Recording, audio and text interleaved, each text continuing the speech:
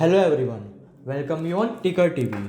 માર્કેટની વાત કરીએ તો બીએસસી સેન્સેક્સ સ્પોટ ક્લોઝ થયું છે 71,423 પર 1,145 પોઈન્ટ્સના ઘટાડા સાથે. નિફ્ટી 50 સ્પોટ ક્લોઝ થયું છે 21,571 પર 322 પોઈન્ટ્સના ઘટાડા સાથે. અને બેંક નિફ્ટી સ્પોટ ક્લોઝ થયું છે 46,058 પર 1,651 પોઈન્ટ્સના ઘટાડા સાથે. માર્કેટ બ્રેડ જોઈએ તો લાસ્ટ વીકમાં નેગેટિવ રહ્યું હતું.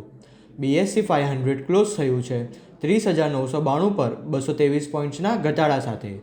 નિફ્ટી 500 ક્લોઝ થયું છે 19,601 પર 143 પોઈન્ટ્સના ઘટાડા સાથે.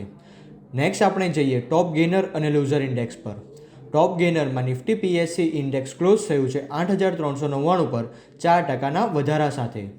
ટોપ લૂઝરમાં પ્રાઇવેટ બેંક ઇન્ડેક્સ ક્લોઝ થયું છે 23,692 પર 3.9%ના ઘટાડા સાથે.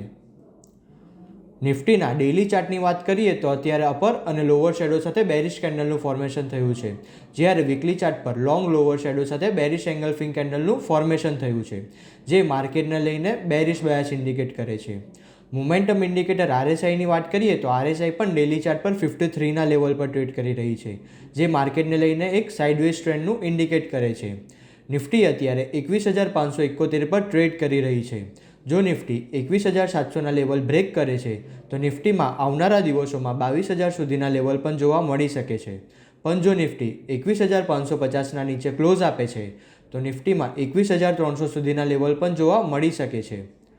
હવે આપણે નિફ્ટીના ડેરિવેટિવના ડેટા એનાલાઇઝ કરીશું.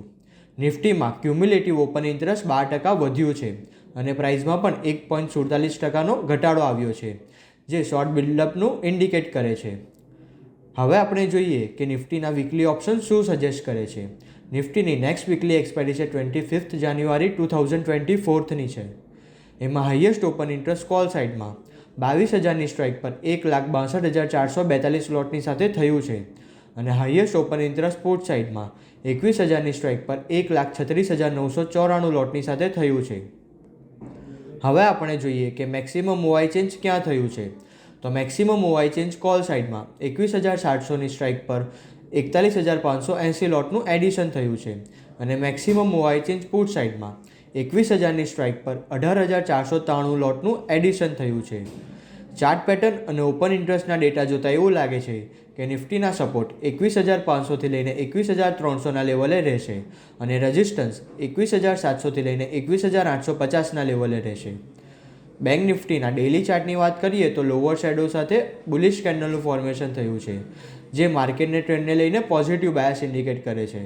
બટ જ્યારે વીકલી ચાર્ટ પર અપર શેડો સાથે અને હાઈ વોલ્યુમ સાથે લોંગ બેરિશ કેન્ડલનું ફોર્મેશન થયું છે, જે વીક મોમેન્ટમનું ઇન્ડિકેટ કરે છે.